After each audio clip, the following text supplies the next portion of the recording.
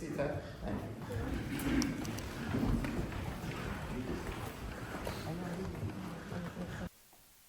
Esteemed guests, fellow advocates for change, ladies and gentlemen, today I stand before you as the rebirth of an incarnated spirit, feeling like a messenger, here to express regret for our mistakes.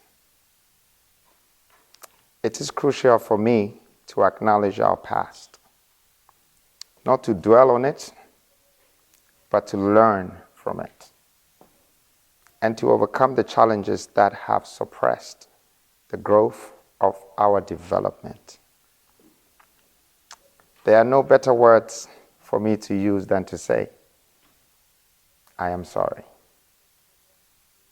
I'm sorry for all our losses, Africa.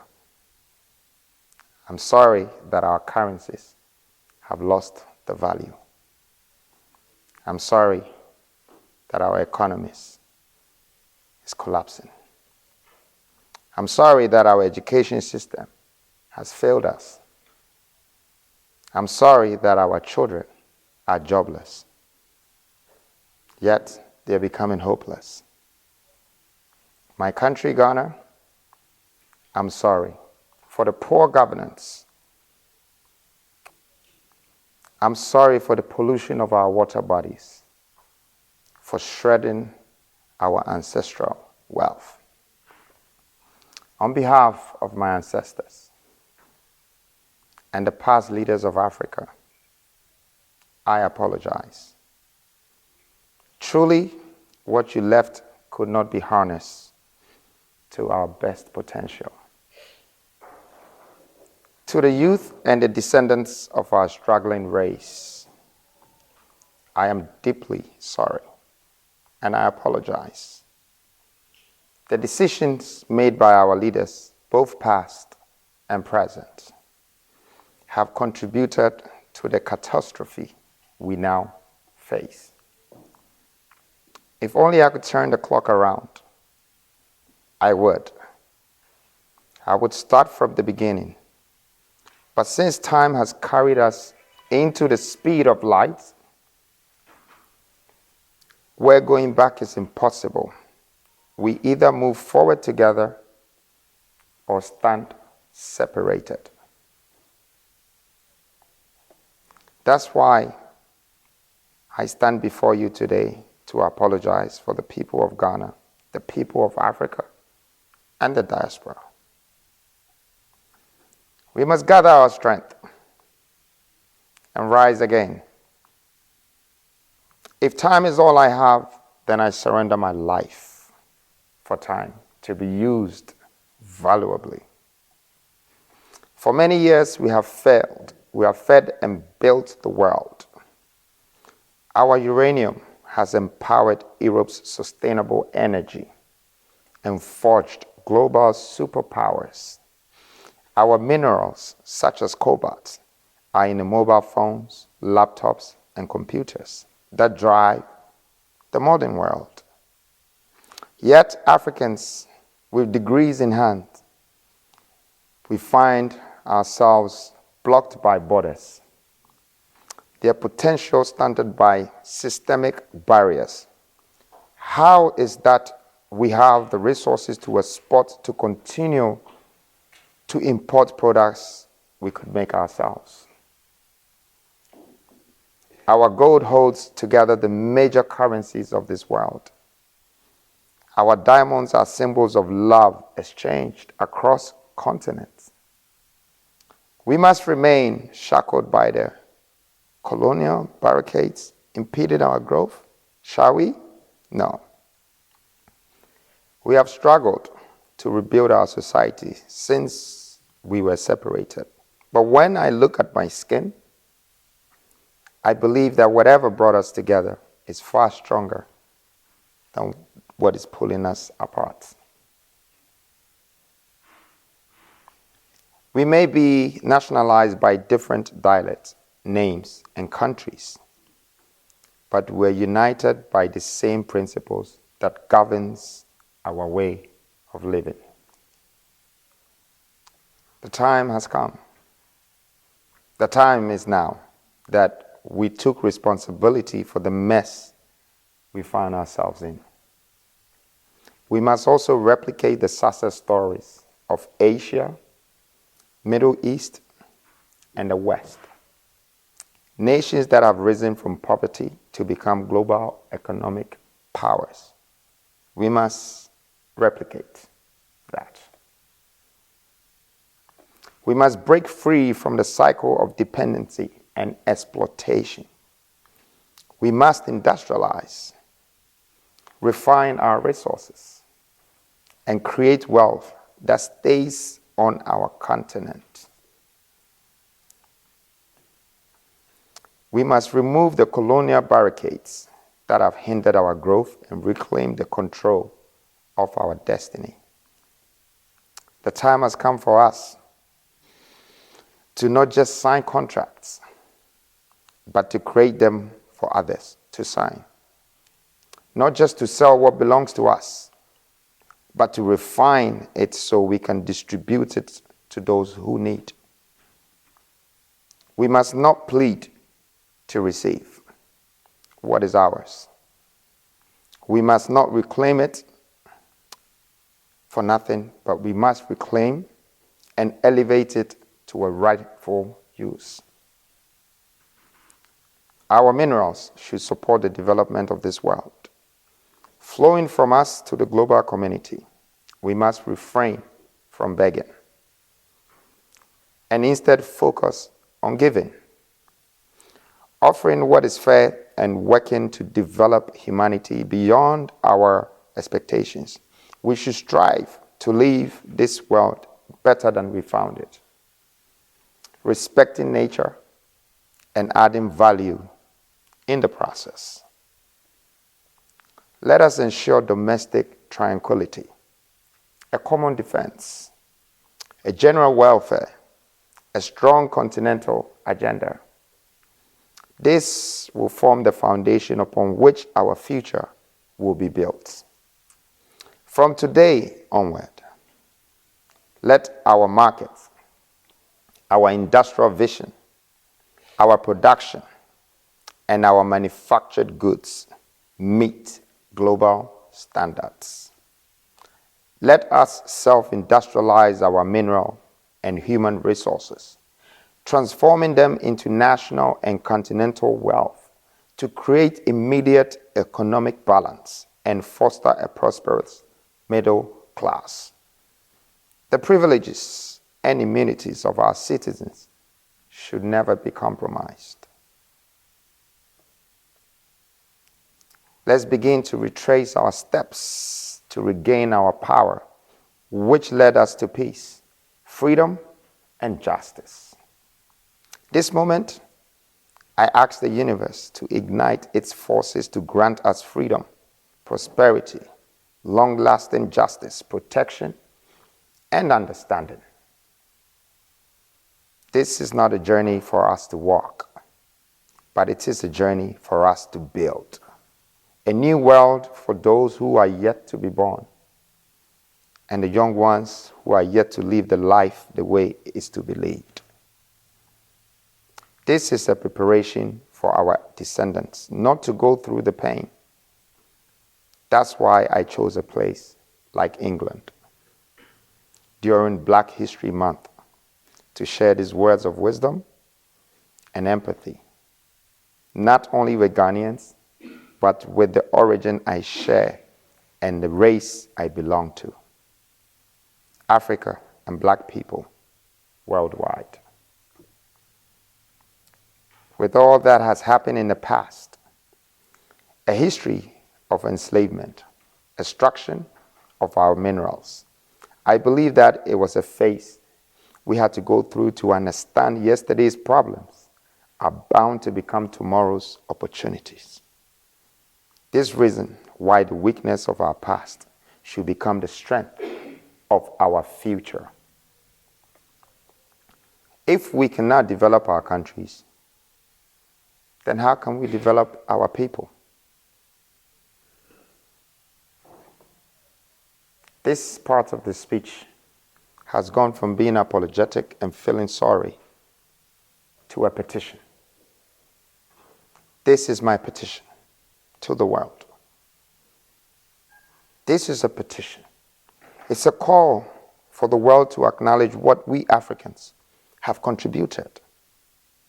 Many countries have benefited from the resources of our nations and should have contributed to our development.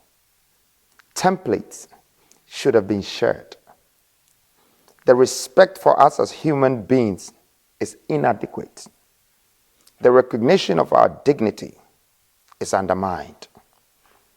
We expected that they would have played a role in the growth of our economy as much as they have been extraction of their needs from the same economy. But in return, what have we received? Except rules, regulations, and constitutions that dictate how we should live. Many of these have undermined our potential and limited our true abilities. As a result, we have not been able to fully express our purpose for being here.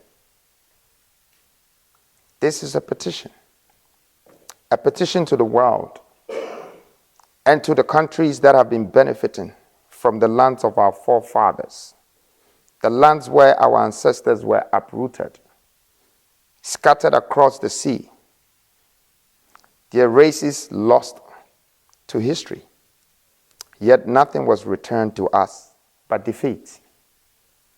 My petition is that, despite the global climate crisis and countless other issues we face today, this world was meant for all of us to manage and make it a better place.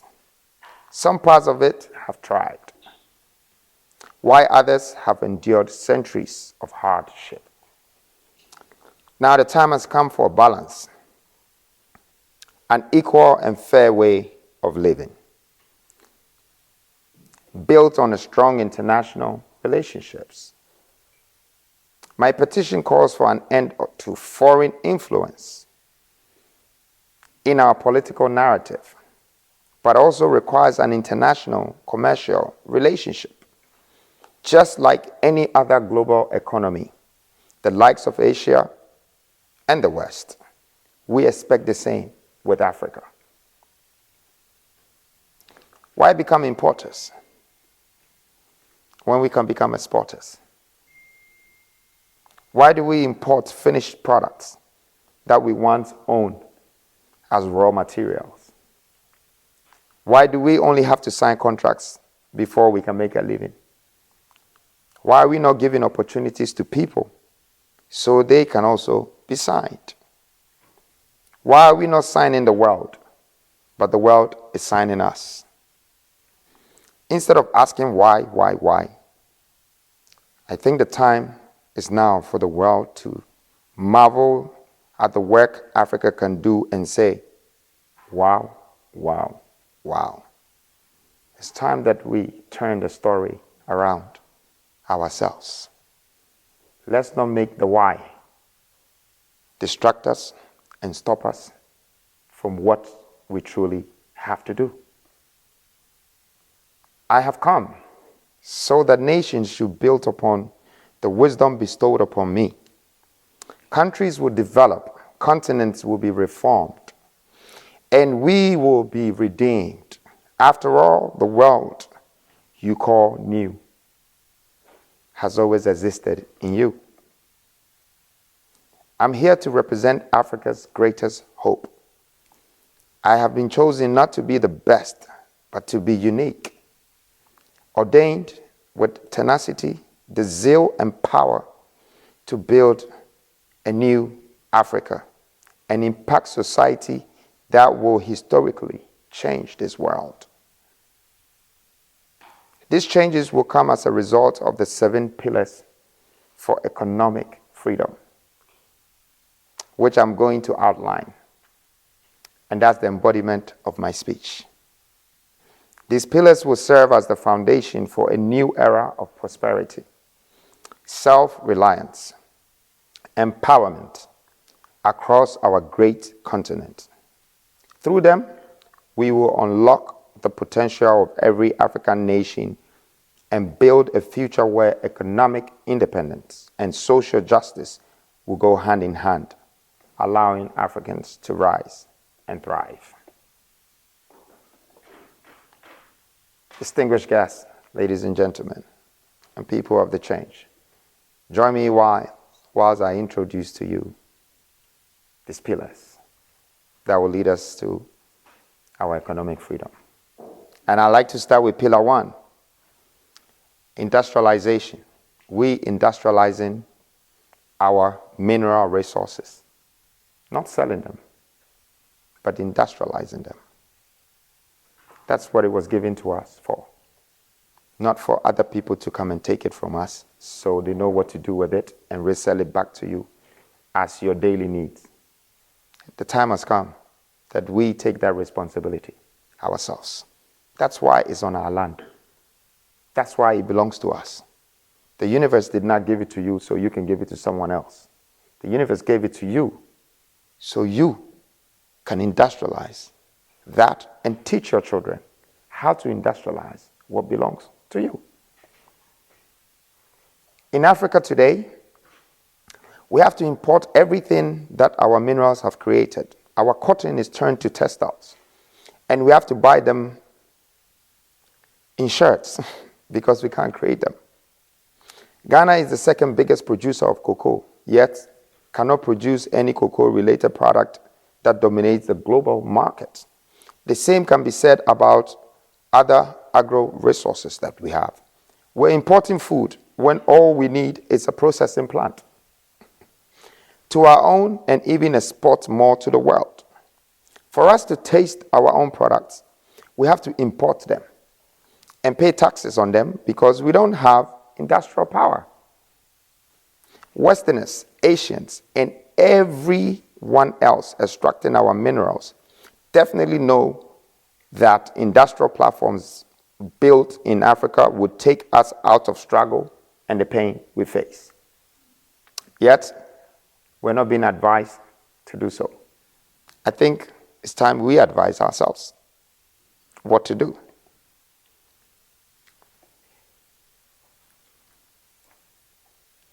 Asians and everyone else is still traveling onto the space to look and search for these opportunities and treasure.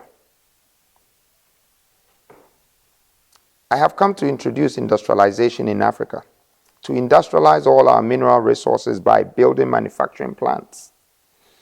As the likes of Asia, Middle East, Europe, and America, there is no crime in replicating a blueprint that has sustained life and created a middle-income life for other countries.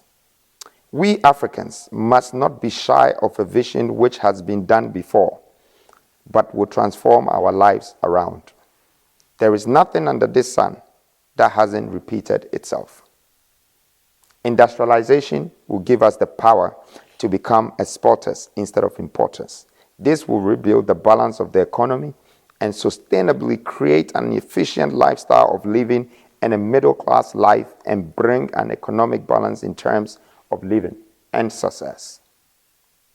Pillar 2, water, transportation, and the railway connectivity. Africa is a continent of immense potential, yet we remain fragmented by lack of infrastructure that binds us together. This is the time to transform our landscape, to build the networks of connectivity that would empower our people and elevate our economies. With modern rail networks crisscrossing our nations, we will connect our rich resources to the markets where they are needed. But we cannot stop at railways alone. We must also harness the vast waterways that surround the crisscross continent. Our rivers and lakes hold the key to affordable, efficient transportation. We must dredge our water bodies and invest in water transportation systems that will enable the movement of goods, connecting inland regions to coastal ports in support of industrialization. This is the logistical way to supply mineral resources and goods within Africa and to the world.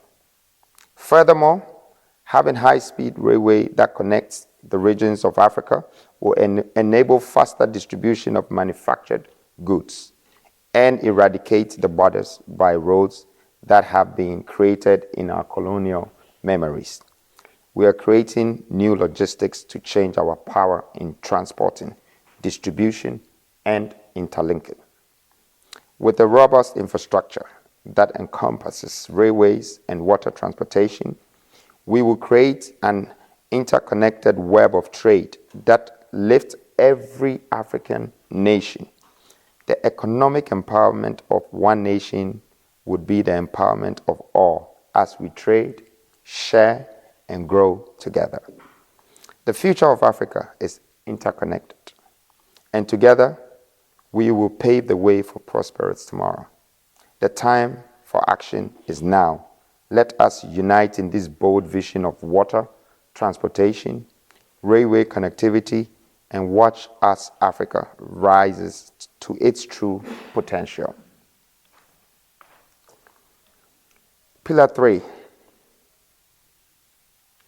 and probably this is one of my favorite pillars: currency. The human resource is by far the strongest currency. In case you're not aware of that, I would like to grammatically express myself for you to understand that you are the value. There's no value in any paper currency without you. You make it go round. So when your currency is going down, it means you're losing value in your own people. Your society is going down.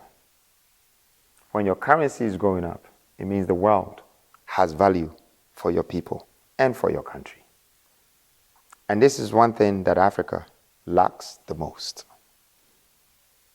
Our currencies are probably more, as many as our dialects or the languages that we speak. And it takes a few to understand that value. Pillar 3 is aiming and purposefully going ahead to build one currency for the continent. And this currency, since independence, African nations have been shackled by the weight of foreign currencies and manipulated by economic systems that keep us dependent. How can we stand tall when the very foundation of our wealth lies in the hands of others? Our economies are forced to bend and break under the pressure of external influences, and our people are left vulnerable to rise and fall of currencies we do not control. The future we build will have one single African currency, backed by the immense wealth of gold beneath our feet. This currency will empower our people to take control of their own economic futures. Imagine an Africa where a farmer in Nigeria and a trader in Kenya and a manufacturer in South Africa all operate under one currency, flowing freely across the continent and creating prosperity and stability for all, just backed by the same gold we sell every day to the foreign world. No more crippling inflation. No more crashing debt driven by foreign exchange rates. A single African currency will unite us in economic purpose, shield us from exploitation, and give us the power to dictate our financial destiny. If you allow me, I'd like to take you to Pillar 4. But please, do not forget that the currency is you. Until you decide to strengthen your currency, you will not have value for it. the human resource is by far the most strongest, most powerful resource on this planet Earth. And everything will rotate around us. Pillar 4. This is a decision that I had to take the decision in front of advisory board who probably did not see the value or the future of doing such thing. Because people thought that citizenship in Africa was of no value except it came from the Western or other parts of the world. Well, I saw it differently. I thought that if there is a land in Africa that everyone in this world is running to search for treasure, that should be the biggest citizenship in the world. See, what you see as problem, I see it as opportunity. If only you give me the chance to be a part of the people that are leading the people, then I'll definitely turn your problems into opportunity.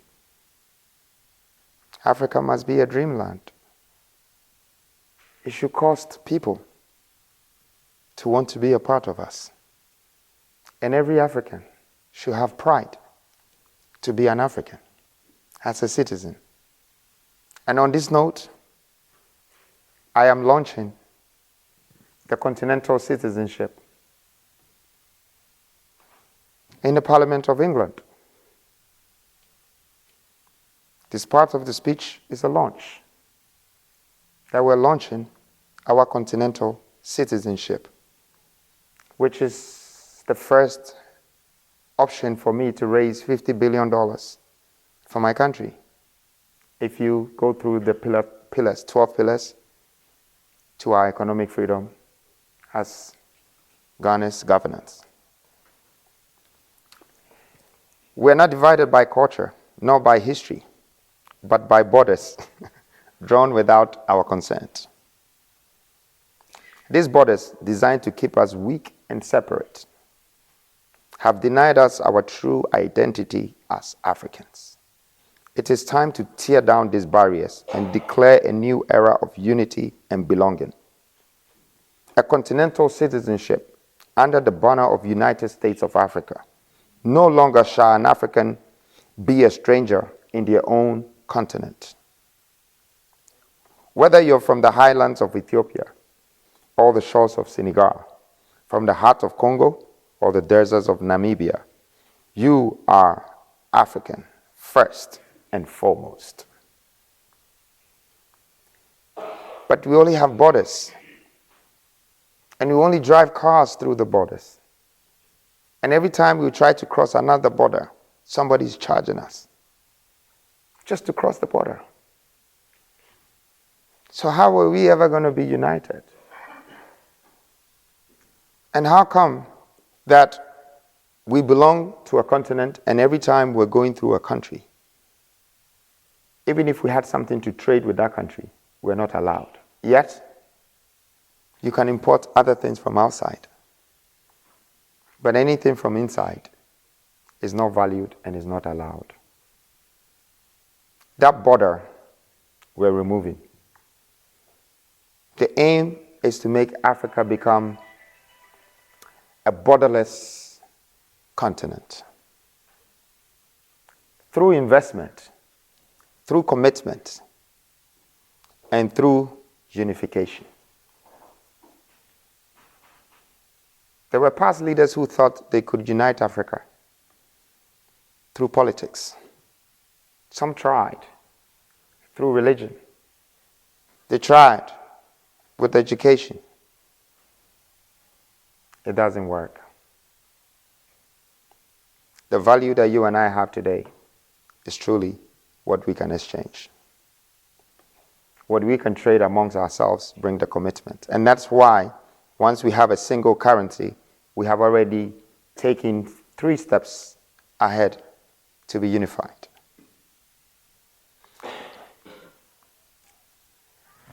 And so, this citizenship will give us the power to trade our minerals and manufactured goods amongst ourselves. This investment will also bring commitment and help us to control our destiny, our currency, our minerals, and our human resources. This is a formula to unite the states of Africa through the exchange of skills and talents. Africa will become a borderless continent where railways, water transportation, and many other ways of transporting goods will enable us to trade amongst ourselves. To achieve our full potential, this will make an African citizen become powerful and valuable and merge with our ancestral descendants of diaspora by also making them have a dual citizenship. I intend to open these borders. I will open these gates. I want you to know that being Black American or Black British or Jamaican or Black Canese or Black Chinese would only amount to the root that you truly belong to. And you should remember this.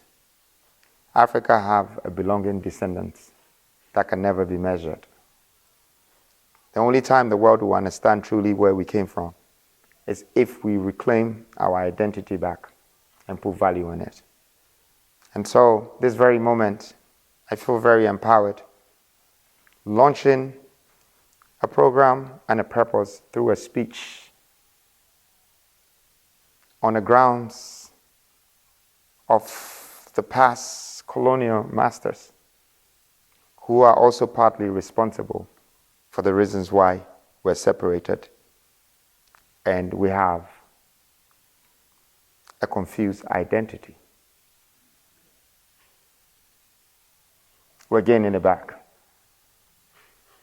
And I'm urging all of you to support this because now the doors are open for diasporans to find their way back home.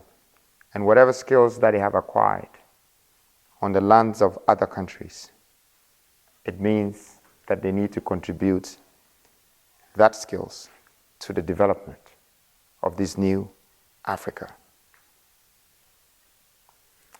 Pillar 5. Pillar 5 is technology hub. The fastest industry in this world today is technology. And it's also become the most powerful industry. It's technology. We can't get married without having technology to amplify us to the world. We can't have things without having technology amplifying us. Technology is very important. Every mobile phone, laptop, and gadget we see has Africa in it. Without cobalt from Africa, these gadgets would not exist. It is this contribution of Africa to the world that the world has become the consumers of the aftermath of our minerals. It is the reason why the world stands as it is today, cobalt. Because of the gadgets that we require. Africans have been responsible for this, yet we don't even have we haven't even manufactured phones or laptops within the African countries. It is time for Africa to take its place as the global technology hub, not just the supplier of raw materials, but creator, the innovator, the leaders of the fourth industrial revolution. Why should we ship our cobalt and our wealth overseas, only to buy back the finished product 10 times the price? Why should we remain consumers when we hold the key to the entire technological ecosystem in our hands? We have the resources, the talent, and the vision to rebuild our own tech empires, to design, manufacture, and distribute our smartphones, computers, and cutting-edge technologies. Pillar 6 is called nuclear power and renewable energy. It's one thing I take huge interest in, nuclear power. We have uranium, but we never thought what we were going to use the uranium for. So we've been selling the raw materials. But Africa is a continent rich in resources that can transform our energy landscape, yet we continue to import electricity, shackled by outdated systems and foreign control. We have uranium beneath our feet, waiting to be harnessed for the sustainable power of nuclear energy. With this power, we can unleash a new era of affordable, reliable energy that will give us the best tariffs, igniting our economies and empowering our people. But that's not all. We possess vast reserves of lithium, the key to unlock renewable energy solutions that will revolutionize our transportation and energy systems. Very important. With lithium, we can produce batteries for electric cars. Investing in nuclear and renewable energy, we will create thousands of jobs, boost our economies, and position Africa as a global leader in the energy production. Did you know that 644 million people in Africa don't have electricity? And it's more than 50% of the population. How do we feel about that? When we wake up, cooking food, and having a stove, and watching Netflix, and ironing our clothes, and someone is 40 years old, that is the same person as yourself, that breathes the same air as you, that has aspirational hope like yourself, has never had electricity. Never. How do we feel about that? We must do something about it. And uranium and lithium, through industrialization, could make a huge change in this world. Pillar 7 is the last pillar. And it's also one of the most important pillar for me. It's called industrialization, but I'm simply saying industrial and education merging together.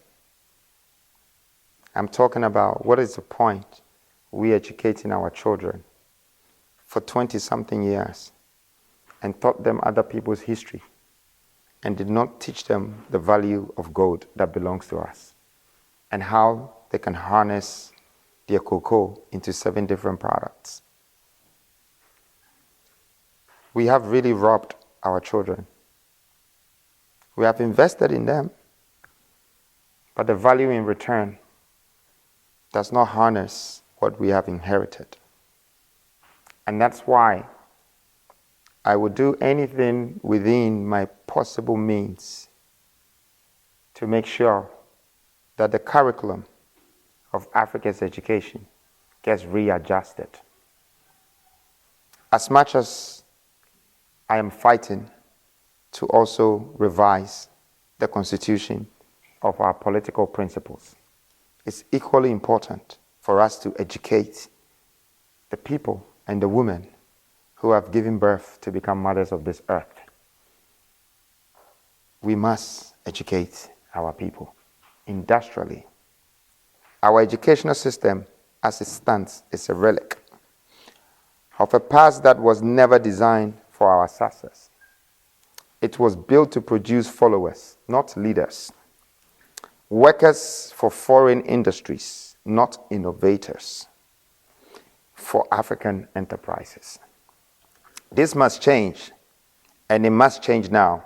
If Africa is to rise, if we are to take control of our resources and shape our future, we need to radically overhaul our educational curriculum and make industrialization the centerpiece of our learning. We cannot continue teaching our children outdated theories that do not match the realities of our continent.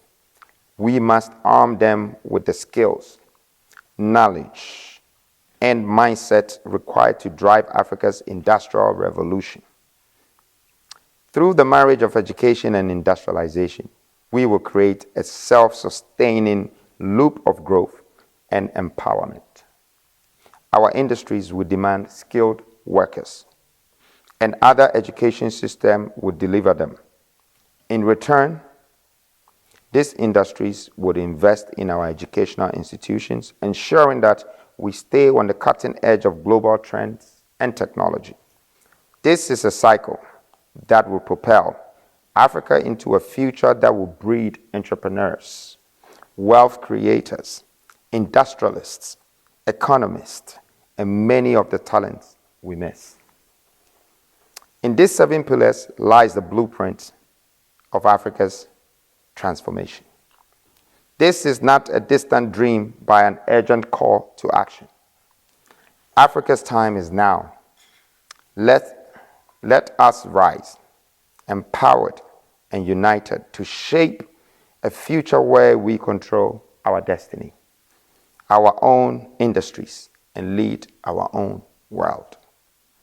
I hope that my message preserves your dignity and your reputation.